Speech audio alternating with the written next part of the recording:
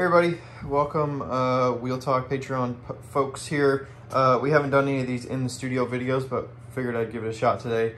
I want to talk about my reclaim process a little bit. So we talk about it on the podcast every now and then, and figured it would be good to like show you what I actually do. So for me, I am very minimal with my throwing scraps as much as possible. Here's kind of my wheel setup. So as I throw, I will use my water bucket here, and then I will basically scrape off any wet clay that I'm taking off the wheel. So if I'm undercutting something, if I'm cutting the lip off of something, if I have slop on my hands, I will wipe it in this bucket. Okay, so that always stays pretty moist, and I always just cover it up with a board every day that I'm done so that doesn't dry out. Water bucket, I am not dumping this on a normal basis. I will let it go ahead and slake down. You can see there's sediment in the bottom. You know, there's probably 2 inches, 3 inches of clear water, and then the rest of it, which you can see from the side here, this is all like fine particles of clay that have sunken down. So that's good stuff. Like, you want to keep that if you can.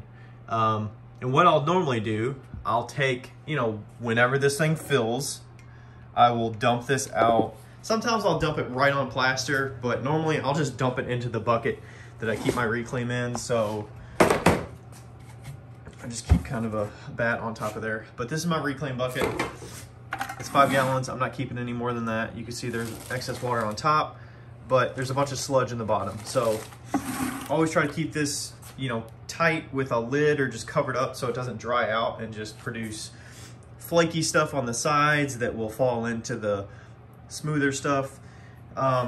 Okay, so that bucket, and then I will normally dump this slop in there so that I can mix it in with dry material when I do have stuff that's dried out completely. So once that's dumped in there, you know, normally I'll pour off some of the clear water, whether it's down the drain or, you know, put it into my like rinse bucket or something like that. And then I'll pour this excess like sediment into the slop bucket as well. So that'll be good to mix in with some of the dry stuff.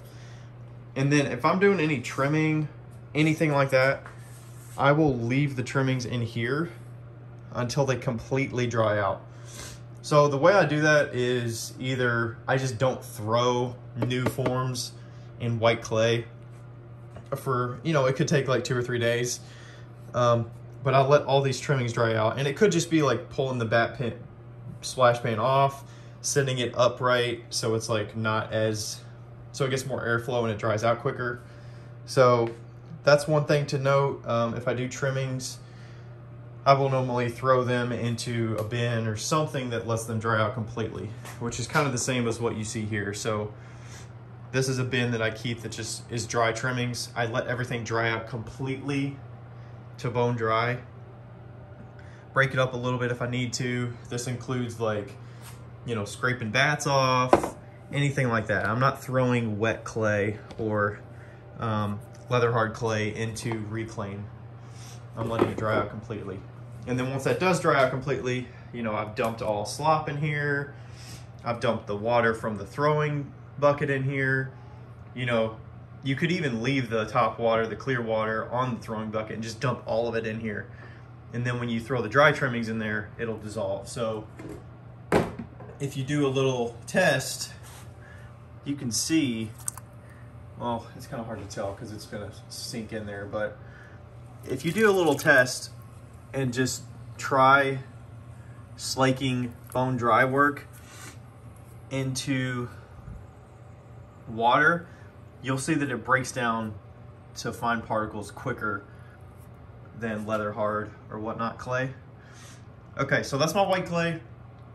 Do that with the white clay. I'd basically do the exact same thing with red clay, with the speckled clay.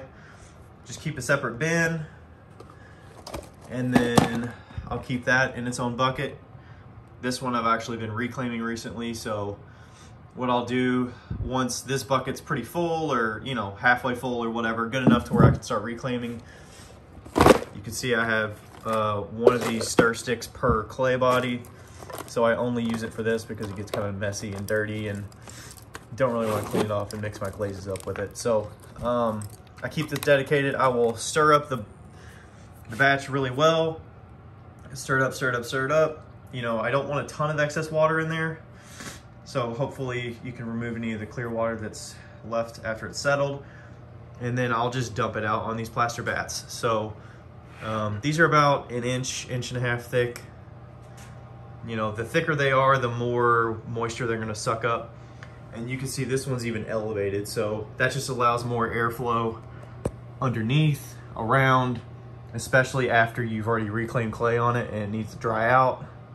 It's good to kind of elevate it so it can get airflow and it can dry out quicker. So these are probably getting to about the end of their lives. Like, they do take quite a while to dry out. You know, new plaster bats will allow you, you know, a quicker turnaround time on reclaiming clay. But generally, I'll fill this up with reclaim about, you know, maybe an inch and a half thick, all the way around over the whole thing, and then I'll let it dry overnight. If the plaster's really dry, it'll suck up enough to where I can flip it the next day. If it's not dry enough, I will usually let it sit for a couple days and then just flip it. What you're looking for is the clay to start pulling itself up off of the plaster, and you can kind of see there's a little gap as the clay shrinks up, and that's what you're looking for. So when you pick it up, it's not like sludgy, it's still got form to where it's all going to pick up together. And then you flip it over, do the same thing. I just kind of push into it and then check and see how it's working. I was going to show you some reclaim, but I don't know that I have that. Let's see, not in there. I don't think I have any in there either. No.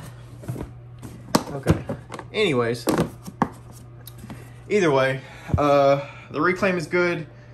I don't like throwing like mugs or anything with it, just in case there are some like weird, funky stuff in there, just because I want my mugs to be super smooth. But I do throw a lot of small stuff. Like every small thing that I make, if I can, I will use reclaim for it.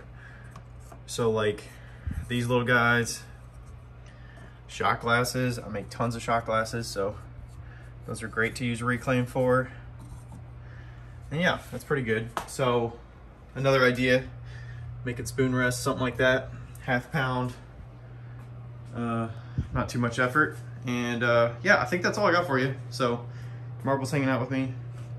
Hope y'all got some good info out of that. And let us know if you have some ideas of other things you want to see in the studio. I'm thinking maybe throwing videos or demo videos of certain forms. But thanks so much. See ya.